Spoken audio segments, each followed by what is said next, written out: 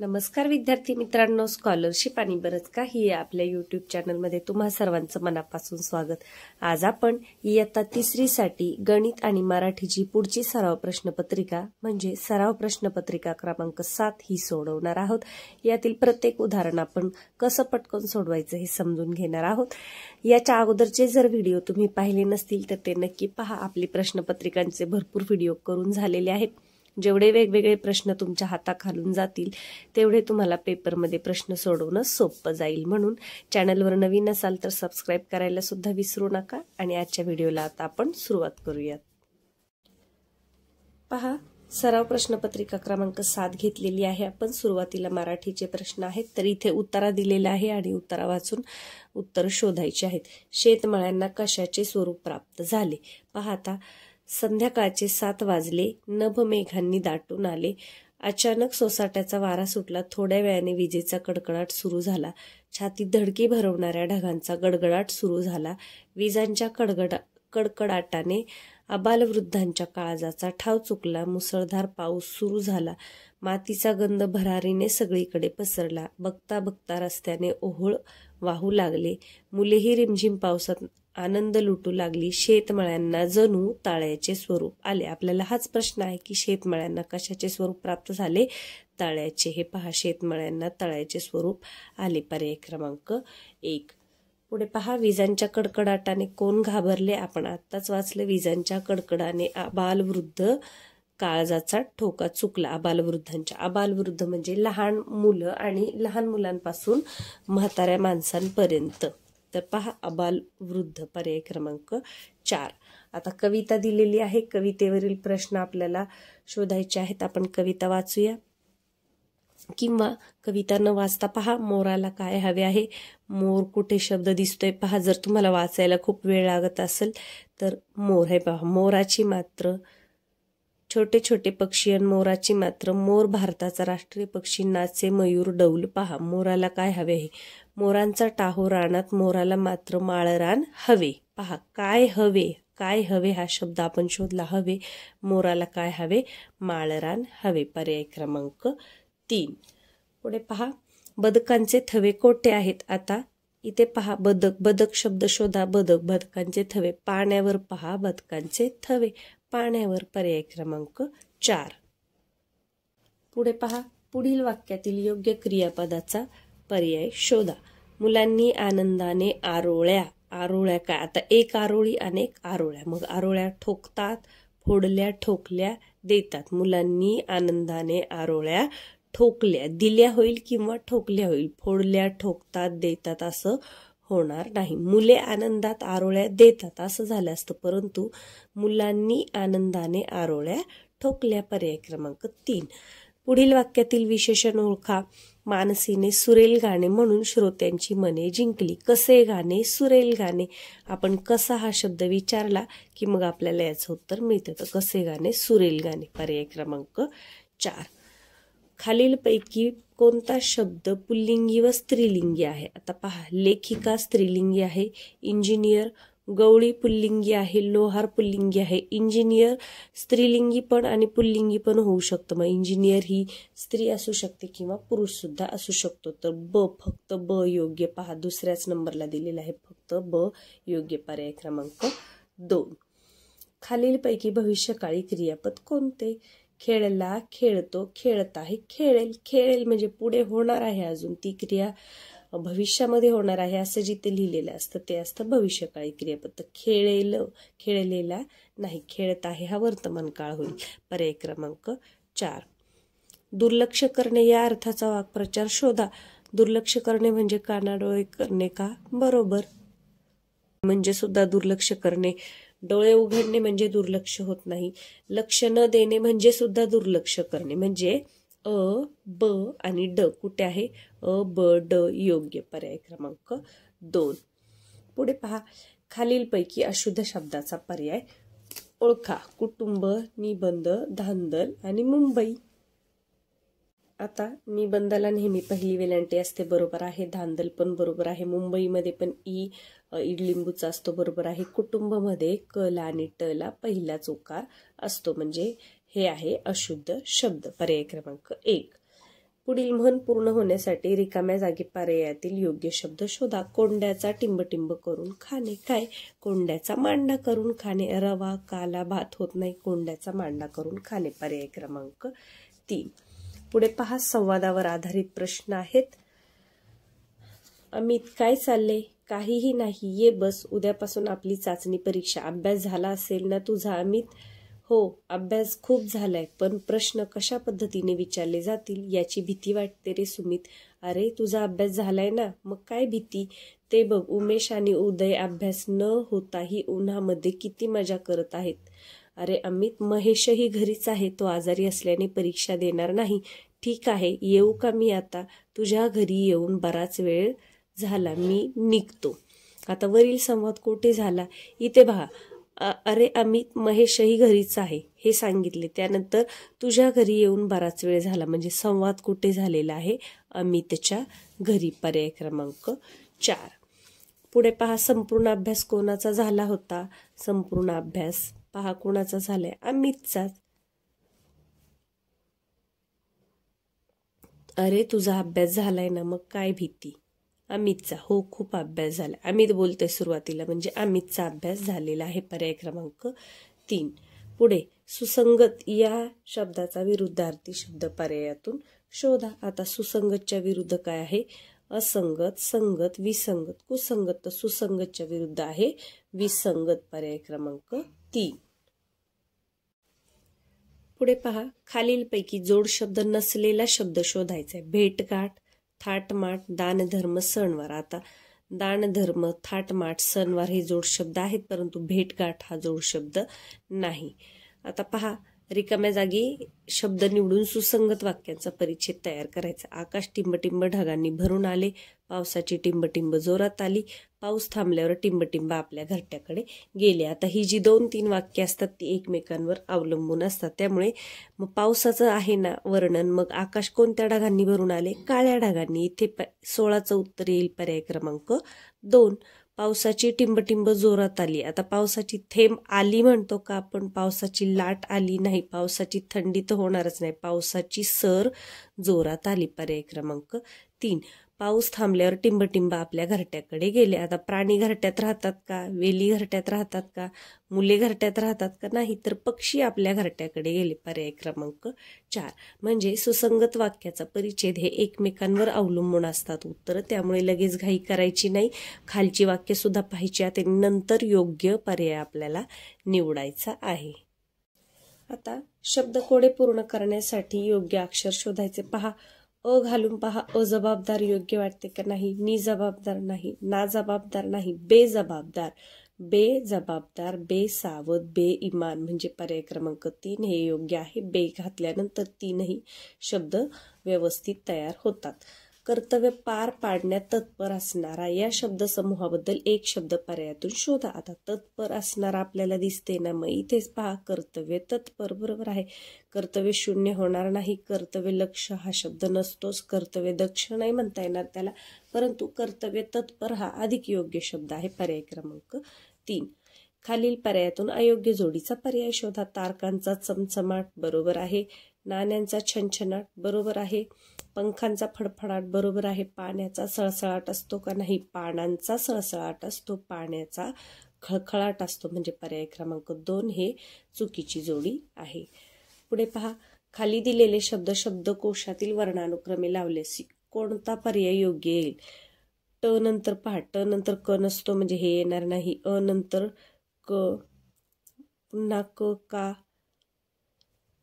यानंतर करवत, काजवा, टरबूज, क, का, नंतर औषध येणार नाही. औषध, करवत, काजवा, टरबूज. तर पहा, पर्याय क्रमांक 4 आहे औषध, म्हणजे सुरुवातीला औ येतो, नंतर क, मग का आणि मग टरबूज शेवट, म्हणजे पर्याय क्रमांक 4 हे वर्णानुक्रमे लावल्यास योग्य होईल. नाद या शब्दाचे 2 वेगवेगळे अर्थ असणारी जोडी शोधा. तर नाद म्हणजे आवाज का? गायन का? नाद म्हणजे आवाज बरोबर आहे, पण नाद म्हणजे गायन होत नाही, म्हणजे हे नाही. छंद आणि आवड हे एकाच अर्थाचे शब्द आहेत. आपल्याला काय विचारले? 2 वेगवेगळे अर्थ असणारी जोडी. मग नाद म्हणजे छंद आणि आवाज आता छंद आणि आवाज हे दोन वेगळे शब्द आहे. नाद म्हणजे नाद, सराव होत नाही, सराव म्हणजे नाद नाही.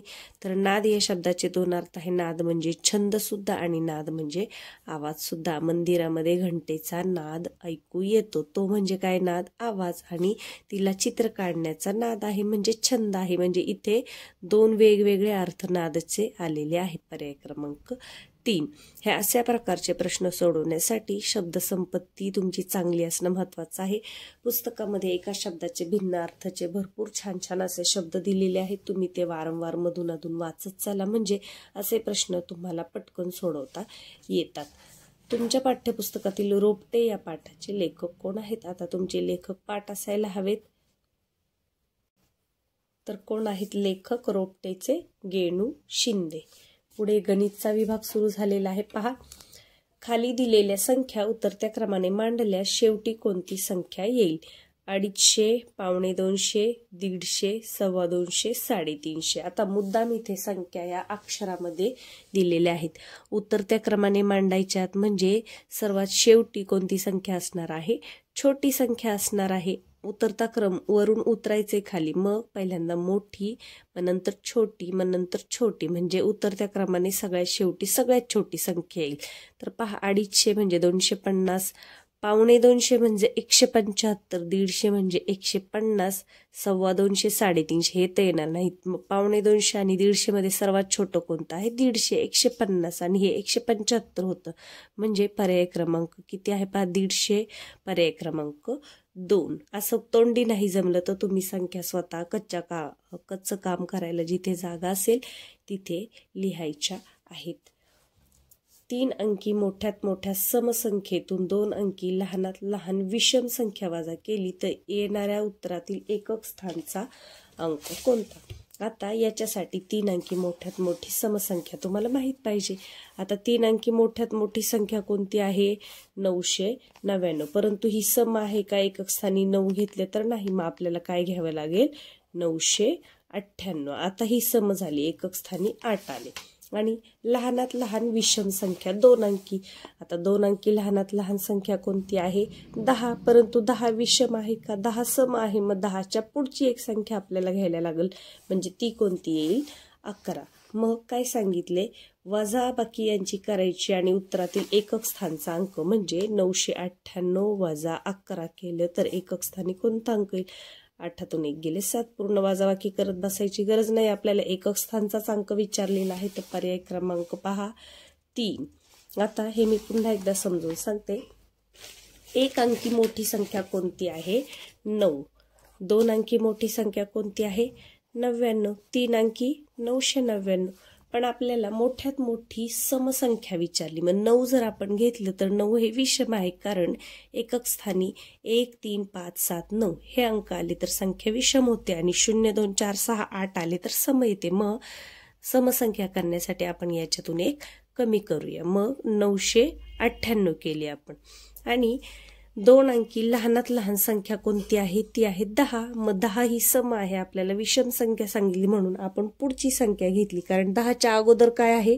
9 आहे आणि आपल्याला 2 अंकी विषम संख्या सांगितली, मग 2 अंकी विषम संख्या लहान 11. मग यांची वजाबाकी केली, त्यांनी काय विचारले की याच्यामधून या वजाबाकीमधून एकक स्थानचा अंक, मग 8तून 1 गेले 7. आता पुढची वजाबाकी करत बसण्यामध्ये वेळ घालवायचा नाही, आपल्याला आपलं उत्तर सापडलेलं आहे. कुठे आहे पहा? 7. पर्याय क्रमांक 3. पुढे पहा, शेजारील आकृतीत त्रिकोण व चौकोन यांची अनुक्रमे संख्या किती? आता त्रिकोण कसे मोजणार पहा. 1, 2, 3, 4 हे आहेत त्रिकोण. 1, 2, 3, 4. मग 4, मग सुरुवातीला पहा त्रिकोण दिले ना, मग सुरुवातीला त्रिकोणच मोजा.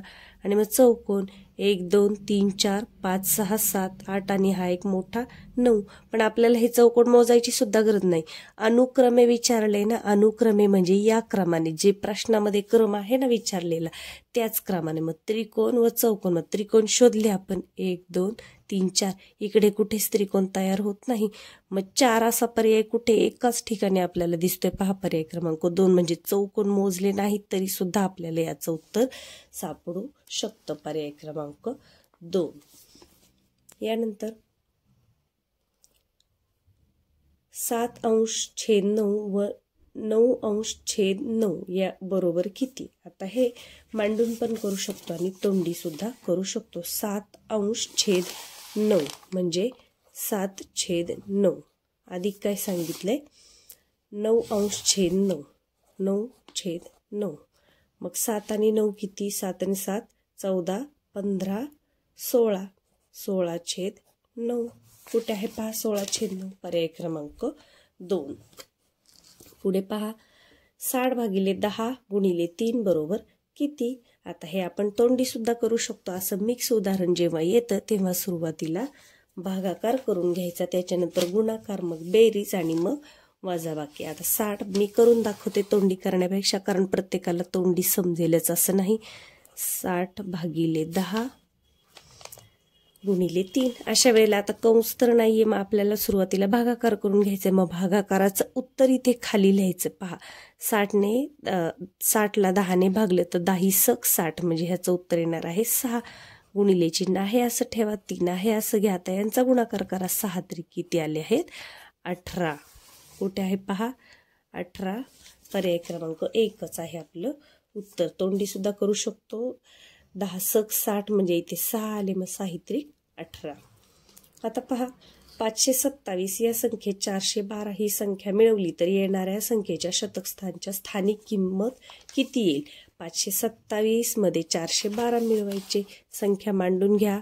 527 अधिक 412. 7 आणि 2 9, 2 आणि 1 3, 5 आणि 4 9. आपल्याला काय विचारले? शतकस्थानच्या अंकाची स्थानिक किंमत. शतकस्थानी कोणता आहे पहा? एकक, दशक, शतक. शतकस्थानी आहे 9. मग 9ची स्थानिक किंमत किती? 9 वर 2 0. एकक, दशक, शतक म्हणजे 100चे 2 0 9 वर द्यायचे. 9ची स्थानिक किंमत किती आहे? 900. तर उत्तर कुठे आहे? पर्याय क्रमांक 3 मध्ये. म्हणजे अशा संख्यांमध्ये काय करायला लागतं? सुरुवातीला आपल्याला बेरीज करायची, संख्या अंकामध्ये मांडायच्या, मग बेरीज करायची आणि त्याच्यानंतर स्थानिक किंमत आपल्याला ठरवायची आहे. तर ज्याचा जास्तीत जास्त सराव होईल ते मुलं हे तोंडी सुद्धा उत्तरं सोडवतात. आता अश्विनीजवळ 46 गोळ्या होत्या. आईने तिला त्या गोळ्यांच्या दुप्पट गोळ्या दिल्या. त्यानंतर अश्विनीजवळील एकूण गोळ्यांपैकी निम्म्या गोळ्या तिने वर्गातील मुलींना वाटले तर अश्विनीजवळ किती गोळ्या शिल्लक राहिल्या? आता हा प्रश्न वाचताना थोडासा मोठा वाटत आहे, पण अगदी सोपा आहे. तिच्याजवळ किती गोळ्या होत्या? 46. आणि आईने त्या गोळ्यांच्या दुप्पट गोळ्या दिल्या, ते म्हणजे आईने दुप्पट दिल्यात. मग आपल्याला काय करावं लागेल? तिच्या 46 आणि आईने दुप्पट दिल्या म्हणून तुम्ही असं सुद्धा करू शकता. आईने दुप्पट दिल्यात ना म्हणून असं समजा, याची डबल करत बसण्यापेक्षा. 6 त्रिक 1808. हात चालय 1 4 त्रिक 12 आणि 1 13. किती पटकन होता असं पहा. आता याच्यातील निम्म्या गोळ्या मुलींना वाटल्या ते, मग 138/2 करा. असा भागाकार पटकन होतो म्हणून मी असं करते पहा. बेसक 12, 13तून 12 गेले उरला 1, एकावर 8 झाले 18, 92 18. किती आलं उत्तर? 6 वर 9 69. कुठे आहे? पहिलाच पर्याय आहे पहा, पर्याय क्रमांक 1. आता असा भागाकार जर नाही जमला तर मग साध्या पद्धतीने करा. 138/2. बेसक 12 उरला 1, वरून घेतले 8, 92 18 0 उरले. आता हाच भागाकार असा मांडत बसण्यापेक्षा अशा पद्धतीने जर तुम्हाला जमायला लागलं तर तुमचं काम अगदी सोपं होणार आहे. तर निम्म्या गोळ्या वाटल्या म्हणजे तिच्याजवळ किती गोळ्या शिल्लक राहिल्या? पर्याय क्रमांक 1 69. पुढे पहा 1 ते 100 या संख्यांमध्ये 4 हा अंक एकक स्थानी असलेल्या एकूण किती संख्या आहेत? आता 4 हा अंक एकक स्थानी असलेला, आता इथे 2 अंकी संख्या म्हटले का नाही, फक्त 4 हा अंक एकक स्थानी. मग 4ची आडवी ओळ 1 ते 100 अंक डोळ्यापुढे आणा आणि 4ची आडवी ओळ पहा. 4 नंतर 14 24 34 44 54 64 74 84 94 म्हणजे अशा किती संख्या आहेत? 10 संख्या आहेत. पर्याय क्रमांक 3. कोणत्याही विचारलं ना की 5 हा अंक एकक स्थानी असलेल्या किती संख्या आहेत तर सांगायचं 10. 6 या असलेल्या 10 म्हणजे प्रत्येक अंक एकक स्थानी असलेली संख्या 10च येते. जर तुम्हाला विचारलं की 2 अंकी किती आहेत तर मात्र मग 1 ते 9ची जी ओळ आहे ती सोडून द्यायची आणि मग 4 2 अंकी विचारलं असतं, 4 एकक स्थानी येणार, तर मग 10 मधून 1 कमी करावा लागला असता आणि आपल्याला 9 लिहावं लागलं असतं. परंतु विचारताना असंच विचारतात की 1 ते 100 मध्ये 4 हा अंक एकक स्थानी असलेल्या एकूण संख्या किती. 9 दशक अधिक 5 शतक या विस्तारित मांडणीने तयार होणाऱ्या संख्या शोधा. तर 9 दशक म्हणजे 90, दशकचा 1 शून्य देऊन टाकायचा, अधिक 5 शतक म्हणजे 5 वर 2 शून्य देऊन टाकायचे. ही अशी मांडणी कधीही करायची नाही. पहा 90 म्हणजे किती झाले हे 590. पर्याय क्रमांक पहा कुठे आहे, 590 पर्याय क्रमांक 2. पुढे पहा 616 अधिक 313 बरोबर किती. आता हे आपण इथे तोंडी सुद्धा करू शकतो. 6 आणि 3 9, 9 एकक स्थानी असणाऱ्या दोनच संख्या आहेत, 1 2. मग 1 आणि 1 किती 2, 2 आणि 9 अशा असणार कुठं आहे, ही तर नाही, इथे शून्य म्हणजे हेच आहे आपलं उत्तर. पुढची बेरीज करत बसायची नाही. पर्याय क्रमांक 3. आता पहा अपूर्णांक विचारले आकृतीच्या स्वरूपामध्ये. आता पहा 1 2 3 4 म्हणजे हे 4 आणि हे 4, 8 8 पैकी 1 2 3 4 5 म्हणजे 5/8 असं आहे हे. 5/8 अधिक बेरीज आहे ना, 1 2 3 4, 4 दुने 8 म्हणजे 1 2 3, 3/8, 3/8 किती होईल. छेद सारखा आहे मग फक्त अंशांची बेरीज होईल आणि छेद तसाच राहील म्हणजे 5 आणि 3 8/8. कुठे आहे पहा 8/8 अंश छेद 8. पर्याय क्रमांक 1 8 अंश छेद 8. पुढे पहा खाली दिलेल्या घड्याळातील काट्यांमधील कोणांपेक्षा लहान कोण कोणता. आता खाली दिलेल्या घड्याळातील काट्यांमधील कोण कोणता आहे, हा काटकोण आहे. मग त्यांच्या काटकोणपेक्षा लहान कोण कोणता असतो, लघुकोण हा लहान असतो. पर्याय क्रमांक 3. इथे फसायचं नाही. घड्याळामध्ये दिलेला कोण कोणता असं विचारलं असतं तर मग तुम्ही काटकोण हे उत्तर निवडलं असतं. परंतु त्यांनी काय म्हटले की घड्याळातील काट्यांमधील कोणापेक्षा लहान कोण. मग घड्याळातील काट्यात कोणता कोण आहे, काटकोण आहे. मग काटकोणपेक्षा लहान कोणता कोण असतो, लघुकोण. इथे भरपूर मुलं फसण्याची शक्यता असते. म्हणून प्रश्न व्यवस्थित वाचायचा आहे आणि आपल्याला नेमकं काय विचारले हे तुम्हाला लक्षात आलं पाहिजे. पर्याय क्रमांक 3. एका डब्यामध्ये 80 रुपये आहेत, त्यापैकी 1 रुपयाची 50 नाणी आहेत, तर त्या डब्यामध्ये 2 रुपयाची किती नाणी असतील. किती सोपं आहे पहा. किती रुपये आहेत, 80 रुपये आहेत. 1 रुपयाची 50 नाणी म्हणजे 50 रुपये. मग 80 मधून 50 गेले, उरले 30 आणि 30 रुपये 2 रुपयांची नाणी आहेत म्हणजे आपल्याला 30चे निम्मे करावे लागणार म्हणजे 15 किंवा 30/2 करा तरी सुद्धा येतं. 15 दुने 30 म्हणजे 2 रुपयाची किती नाणी असणार आहेत, 15. कुठे आहे पहा पर्याय क्रमांक 3. आता 60 मीटर लांबीच्या दोरीचे 6 समान तुकडे केले तर प्रत्येक तुकड्याची लांबी किती सेंटीमीटर होईल. दोरी देताना मीटरमध्ये दिली आणि उत्तर मात्र सेंटीमीटरमध्ये दिले. 1 मीटर बरोबर 100 सेंटीमीटर. मग 60 मीटर बरोबर 60 गुणिले 100 करा. 100चे 2 शून्य 60 वर ठेवून द्या. किती आलं 6000. मग त्याचे 6 समान तुकडे केलेत म्हणून भागिले 6 करा. 6 1 6 आणि हे 3 शून्य ठेवून द्या म्हणजे प्रत्येक तुकड्याची लांबी किती येईल, 1000 सेंटीमीटर. पर्याय क्रमांक 3.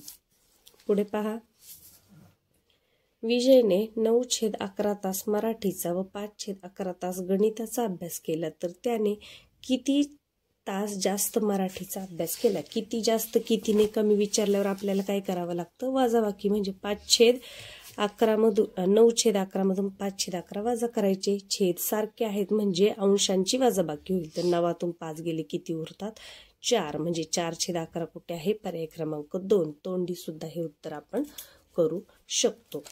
पुढे पहा 1 सहस्र 5 शतक. सहस्र म्हणजे 1000, 1000 आणि 5 शतक म्हणजे 500. मग कोणतं चिन्ह येणार, 1000 मोठे. मग कुठे आहे मोठे, पर्याय क्रमांक 1.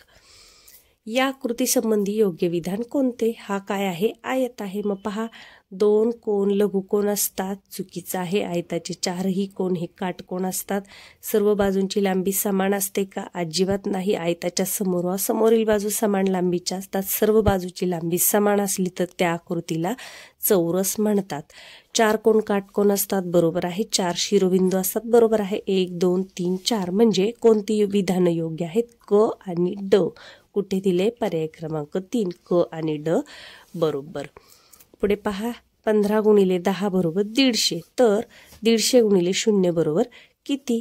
आता 150 गुणिले 0 बरोबर बरेच विद्यार्थी 150 लिहून टाकतील, तर असं नाही.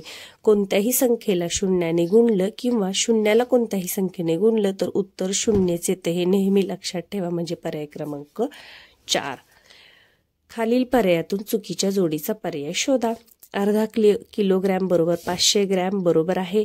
1.5 किलोग्रॅम बरोबर 1500 ग्रॅम बरोबर आहे. 2 किलोग्रॅम बरोबर 2000 ग्रॅम हे सुद्धा बरोबर आहे. पाऊण किलोग्रॅम म्हणजे 250 ग्रॅम का? नाही. पाव किलोग्रॅम म्हणजे 250 ग्रॅम, म्हणजे पावशर म्हणतो आपण त्याला. पाऊण किलोग्रॅम म्हणजे 750 ग्रॅम आणि आपल्याला इथे काय दिले? पाऊण किलोग्रॅम बरोबर 250 ग्रॅम, म्हणजे हेच चुकीचं आहे. पुढे पहा, या अपूर्णांकातील सर्वात मोठा अपूर्णांक कोणता? आता जेव्हा छेद समान असतात तेव्हा नेहमी ज्याप्रमाणे लहान मोठेपणा ठरवतो तसाच ठरवायचा आहे. परंतु जेव्हा अंश सारखे असतात तेव्हा जो लहान ज्याचा छेद लहान तो सगळ्यात मोठा असतो, हे लक्षात ठेवा. अंश सारखे असतील तर जो लहान तो मोठा, लक्षात ठेवा. अंश सारखे असतील तर जो लहान तो मोठा. मग सर्वात मोठा अपूर्णांक कोणता? म्हणजे लहान संख्या शोधा. 5. 11/5 कुठे दिले? पहा, 11/5 पर्याय क्रमांक 3. आता या प्रश्नपत्रिकेतील गणितचे राहिलेले जे प्रश्न आहेत ते आपण उद्याच्या भागामध्ये पाहूया. म्हणजे व्हिडिओ जास्त मोठा होणार नाही. सगळीच उदाहरणं एकदम सोडवायची म्हटलं तर विद्यार्थ्यांच्या लक्षात राहतीलच असं नाही. आता तुम्ही काय करायचं आहे, हा व्हिडिओ पाहिल्यानंतर स्वतः हे प्रश्न पुन्हा एकदा सोडवायचे आहेत, म्हणजे तुमचा चांगला सराव होईल. व्हिडिओला लाईक करायला विसरले असाल तर सुरुवातीला लाईक करून घ्या आणि चॅनलवर नवीन असाल तर सबस्क्राईब करा, म्हणजे अभ्यासाचे व्हिडिओ तुम्हाला मिळत राहतील. चला तर मग पुन्हा भेटूया उद्याच्या व्हिडिओमध्ये.